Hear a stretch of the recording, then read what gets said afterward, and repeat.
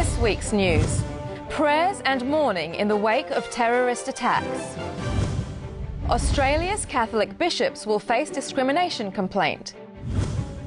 And German Protestants say Martin Luther was wrong about Jews. This is InFocus Christian News and Current Affairs.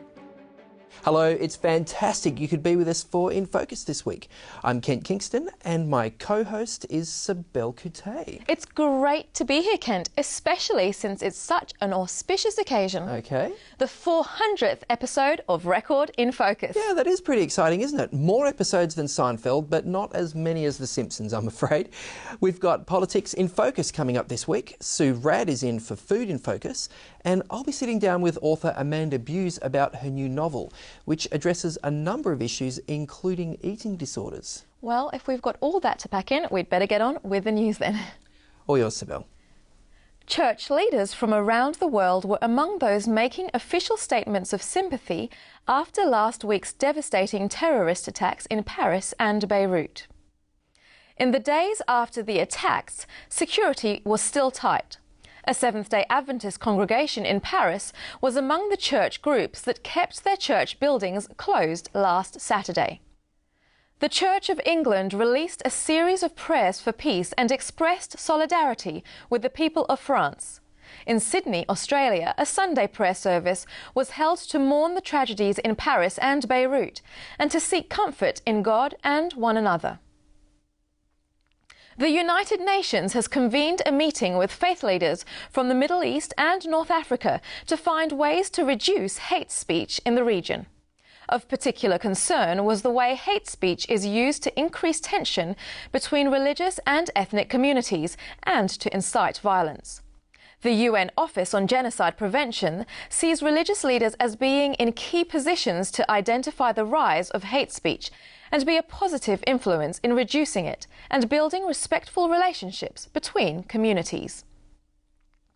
Church leaders, together representing more than 2 billion Christians around the world, have met in Albania to look for ways to work together on the growing problem of Christian persecution. Those present included the World Council of Churches, the World Evangelical Alliance, the Pentecostal World Fellowship, and Vatican representatives, as well as Orthodox leaders, Quakers, and Seventh-day Adventists. It's believed to be the first time every stream of Christianity has been represented at a meeting focused on persecution. Speakers urged for prayer for the persecuted, as well as practical efforts to work with governments and other religious communities to reduce tension and injustice. Christian pro-family groups around the nation have raised the alarm after Tasmania's Anti-Discrimination Commissioner ruled that the Australian Catholic Bishops' Conference should face a courtroom over its opposition to same-sex marriage. Earlier this year, the bishops distributed a document to Catholic schools and churches entitled "Don't Mess with Marriage," outlining the Church's view on the importance and sanctity of marriage. Complaints about the document to Tasmania's Anti-Discrimination Commission are likely to end up in a courtroom. The Australian Christian Lobby is among the organisations calling for a decision that will allow free and open discussion ahead of a possible same-sex marriage plebiscite. A group of 258 successful Australians, many of them high-profile, is calling on the Labor Party to turn back on its commitment to the offshore detention of asylum seekers. According to the New Matilda, the lobby group, known as Citizens for Change on Asylum Seekers, includes artists, writers, professionals, sports celebrities, retired politicians, and nearly 30 representatives of various church organisations. After Australia received a grilling over its asylum seeker policies at a UN forum, the group is increasing the pressure on the Labor Party to push for greater independent scrutiny of offshore immigration centres or to close them down altogether. Commentators doubt whether the campaign will have any immediate effect. A coalition of aid organisations is warning that if the federal government continues with its planned cuts, Australia will soon be giving its lowest level of foreign aid in its history.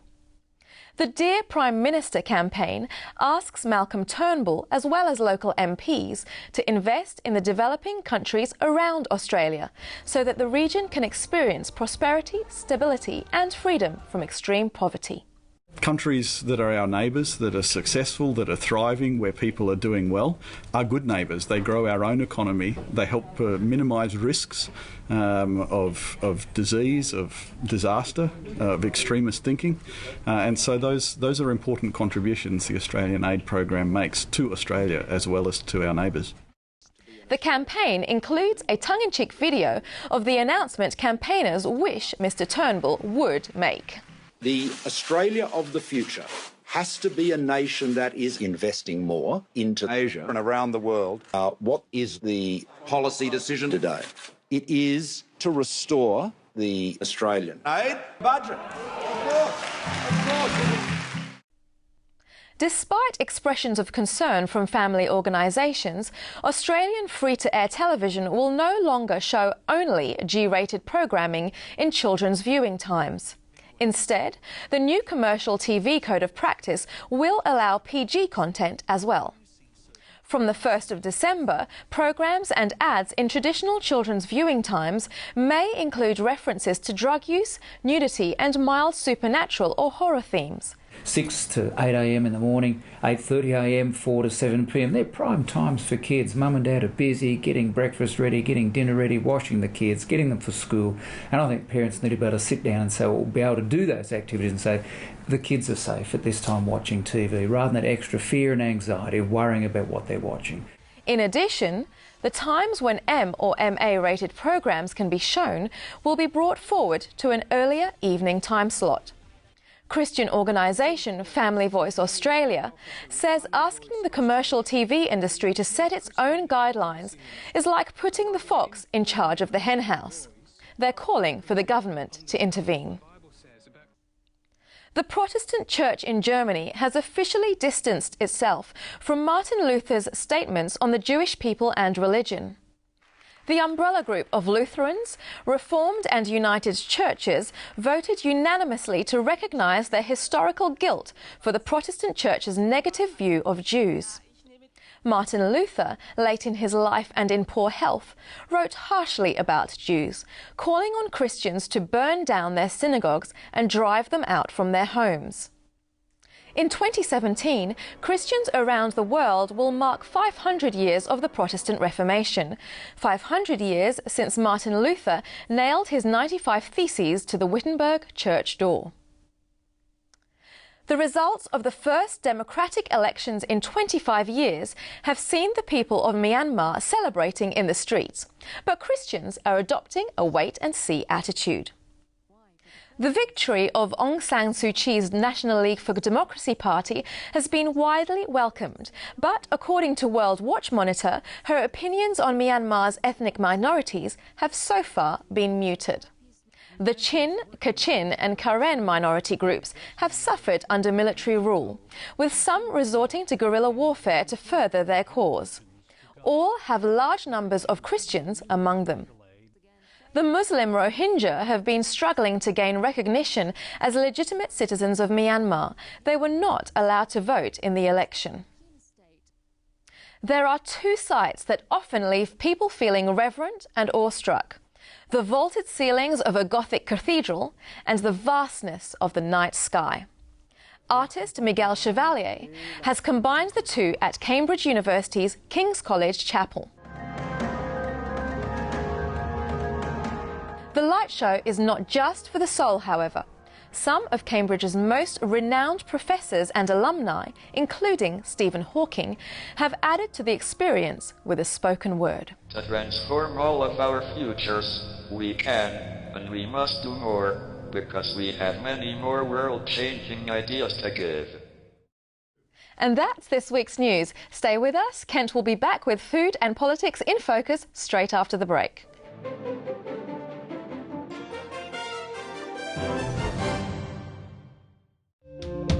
So you think you've got your future all planned out, right? Or maybe you're not sure yet. What you want to do, who you want to be. A great education matters. Avondale. It's education designed for life.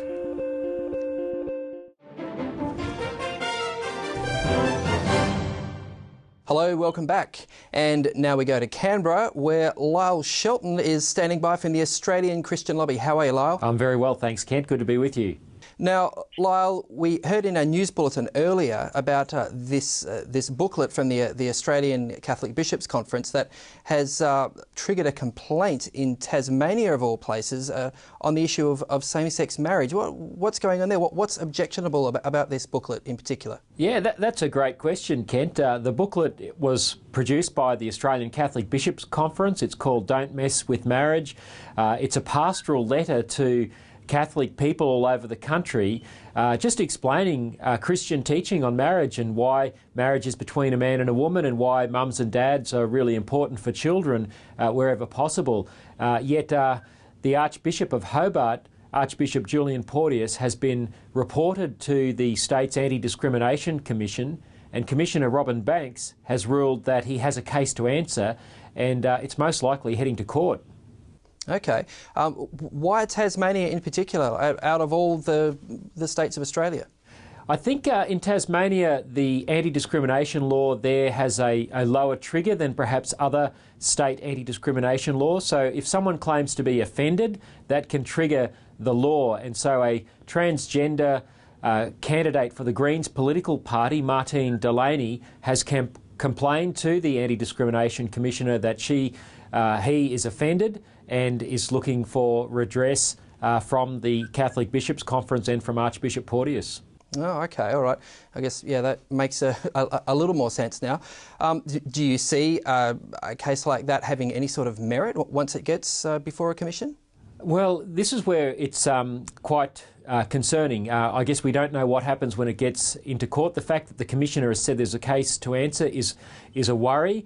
And what it does, Kent, is it casts a pall of fear over the whole marriage debate in Australia, because if our side of the debate, those of us who believe in marriage between a man and a woman and the benefits of a man and a woman to the life of a child, particularly the natural parents, if we can't say these things in public, then this will tarnish the whole marriage debate, and particularly the plebiscite that Malcolm Turnbull has promised to hold after the next federal election. And so we really need some urgent action on behalf of governments to ensure that there can be free speech during this debate period. Okay. Well, it looks like that'll be an interesting story to follow up. Hey, thanks so much for your time, Lyle. Really appreciate it this week. Thanks a lot, Ken. We'll take a short break now. We'll be back in just a minute with Food in Focus. Signs of the Times, a magazine for a world on the brink. And this month in Signs, what Bible prophecies reveal, and it's more than telling the future. A Christian's responsibility to protect the environment. Do we possess souls that live on after we die? And protect your emotional well-being with our mental health special. All in this month's Signs of the Times. Subscribe to Signs today and change your life.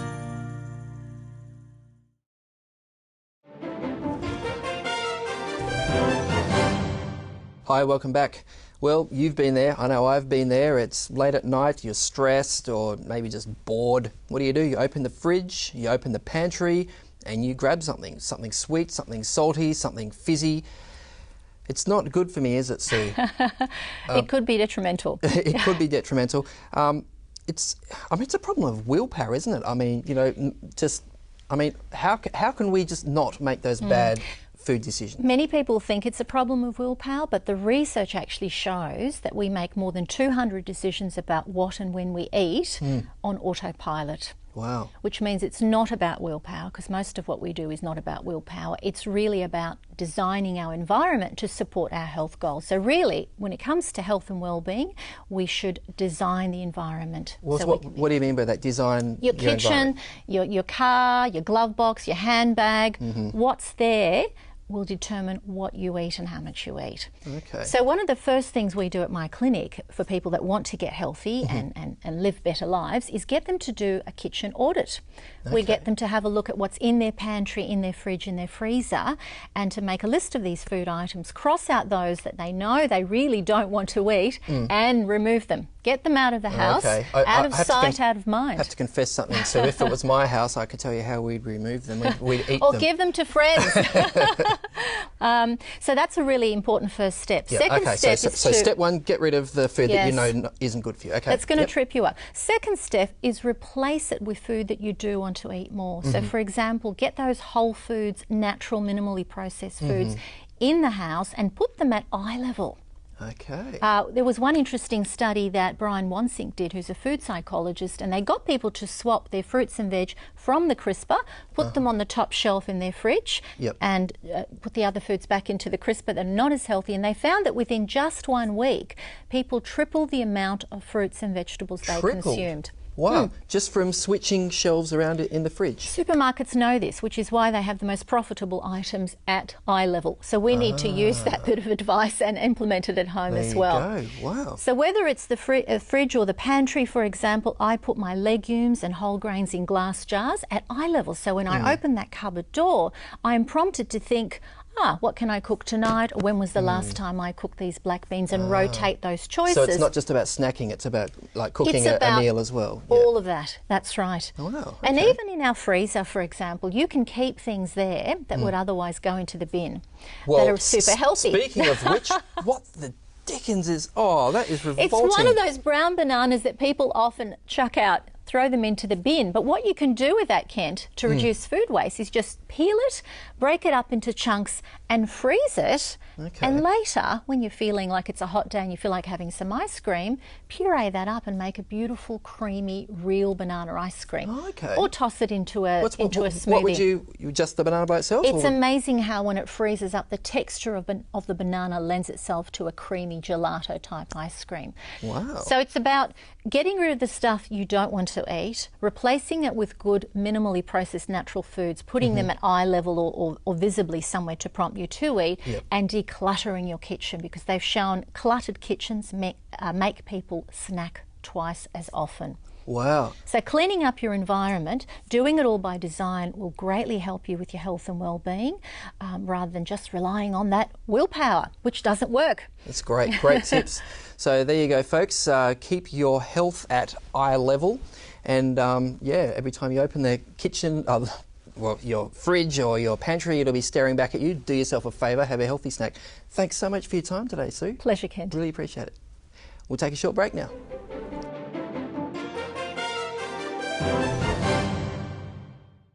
Travel back in time to ancient civilizations through this bi-monthly magazine, Archaeological Diggings.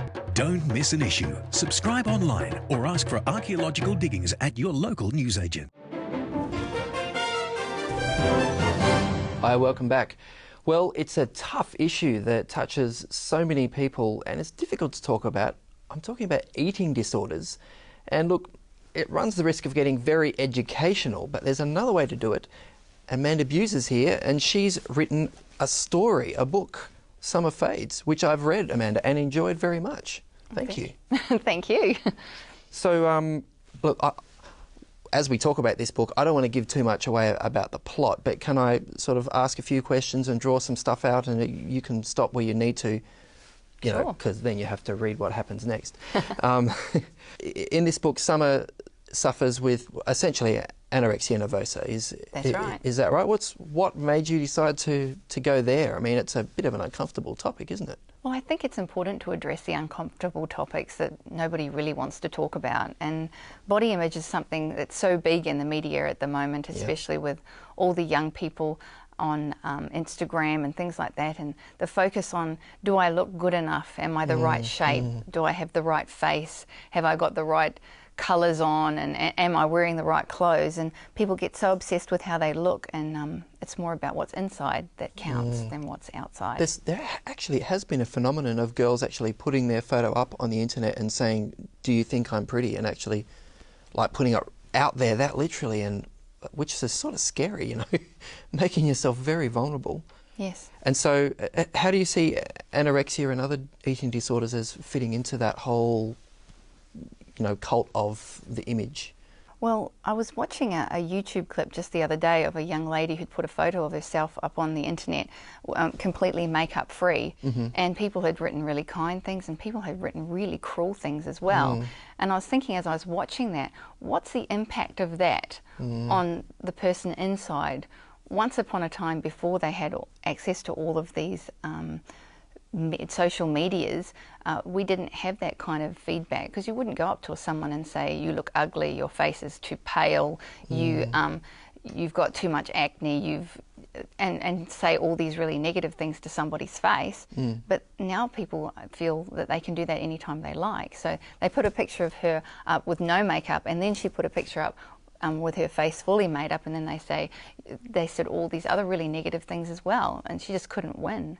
So we need our girls and our boys to know that they are good, and what's on inside is reflective of what's on outside, and when they have good feelings about themselves on the inside, then these can come out to the outside. Because anorexia actually does affect boys as well, doesn't it? We sort of see it as a girl's issue, and you've got a female character here, but do you, like, offhand have an idea of what some of the numbers or percentages are there, with like how many people are affected? And I don't have any statistics with me right now, but yes, there are quite a number of young men who have anorexia, and that's increasing. It's on the increase as body image becomes more and more of a problem for young men as well as young women. Wow. Just, for educational purposes, can you just describe anorexia nervosa for us, just so we can get it clear, like what's actually involved? Anorexia is when they don't eat, and they only eat small quantities. Bulimia is when they will eat lots and lots of food, and then they'll feel bad about it, and then they'll bring it back up again. Okay, so the character Summer is obsessed with food, of eating the smallest amount possible, and then also obsessed with scales, that weighing herself, and she thinks she's fat when everyone else around her is telling her she's skinny. How does that work? That disconnect between what a person sees of themselves and how other people see them. Well, they use food as a controlling method. It's almost like a reward. If I've done this amount of exercise, and I can have this many calories, and they count everything, and they make sure that they can control it. It's another aspect of their life that they want to control and make sure that that works out. Often, if there's so many things that they feel they can't control, then one thing they can control is the food and how much food they bring into their bodies. Okay, because the bit I really don't get is, how could you stand in front of a mirror and look at yourself and not see what everyone else can see, that, hey, I'm actually very, very thin. How do people not see that? It comes down to body image in the end. When a person looks at themselves in the mirror, they always look for their flaws. And with social media the way it is, and we're always looking to make ourselves look better, the flaws just stand out even more and more, and that's all you see. You see, oh, my thighs are too big, my stomach is too round, and instead of looking at the things that are good about themselves, they see, when they look in the mirror, they see the things that are wrong. Even if the BMI numbers tell them, hey, you're actually underweight, even if, I think in this book, Summer's friend is able to put her fingers right around her arm and say, you are actually really, really thin, it's unhealthy. Even that, she's like, oh no, I've got this roll of fat here, which, I mean, did she really have a roll of fat in the story? Well, everyone has skin, so if she pinches the skin, I would assume. I've never actually suffered from any eating disorder myself, so I had to do a lot of research to find out how and why it works the way that it does. But even no one is really going to understand what it's like to be inside a person with an eating disorder unless they've actually experienced it.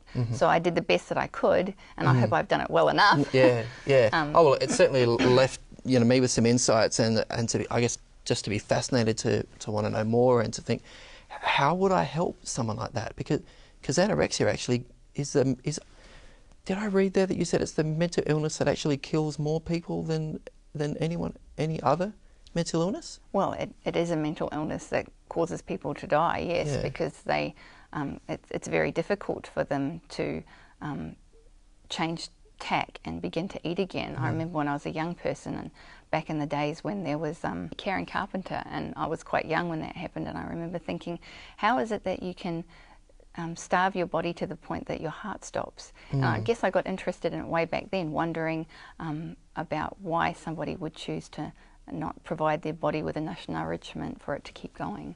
Wow. Now, Summer Fades does have a spiritual aspect to it too. Well, what sort of message were you trying to get through for, I guess, a young person who's reading it who is struggling with maybe not eating disorders, but, a whole range of issues, what was the spiritual message you were really trying to get through there? Well, God can take us wherever we are and he can help us. Sure, we also, we can't just depend on God to solve all our mental issues. There needs to be doctors, and he gives doctors skills that they can use so that they can help people with problems and with issues like anorexia and other mental illnesses. We can't just assume that if I pray, then this problem will go away, because it won't. We need to have help when we have problems like these. But we also have God that we can lean on. He can support us and he can guide people into our lives to help us with the problems that we do have. Yeah, so I guess Summer's journey was really one of healing and coming to terms with some pretty sort of traumatic stuff she'd gone through, and a relationship with God just seemed to be a really, and a Christian community seemed to be a really important part of that. Yeah, the Christian community was something that I wanted to bring in, especially you often hear older people say that I've done my bit now, and I've helped out in Sabbath school, or I've done. There's always a place at every stage of our life. We've got something to offer to someone else, and especially wisdom. They've lived a life. They've had so many experiences already, and they have a wealth of knowledge that they can deliver to us that we won't have if they don't share it with us. So, Amanda, if I wanted to get hold of this book, because of course, Christmas is coming, and if there's a young woman in your family or circle or amongst your friends, this could be a great read for her. You've got a website, is that right? Yes, amandabuesbook.com. There you go, that's right there on your screen. And it's also in Christian bookstores, is that right? Yes, Koorong has it, as well as the ABC, and you can buy it online, yes. There you go, that's the Adventist Book Centre ABC, that one. Hey, thanks so much for this, Amanda. I really appreciate you, chatting with us about this. And listen, if you or someone you know is struggling with eating disorders, there is help out there. The Butterfly Foundation is there. They deal with that issue specifically. The website's right there on your screen. Or, of course, you can call Lifeline. They are qualified to deal with a lot of different issues and point you in the right direction. Thanks so much for your time, Amanda. Really appreciate it. Thank you. We'll see you after the break.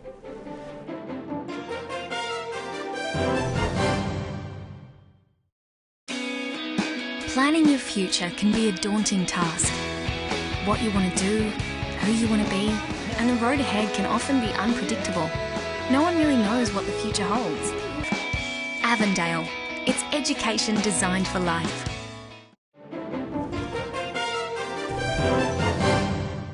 Hello, welcome back. Well, it's hello and goodbye, really. We don't have a lot of time left. Yes, but thanks for your company this week. Don't forget all the InFocus videos are at our website, and we'd love you to stay in touch via social media. Please do. Until next time, all the best and God bless. Bye.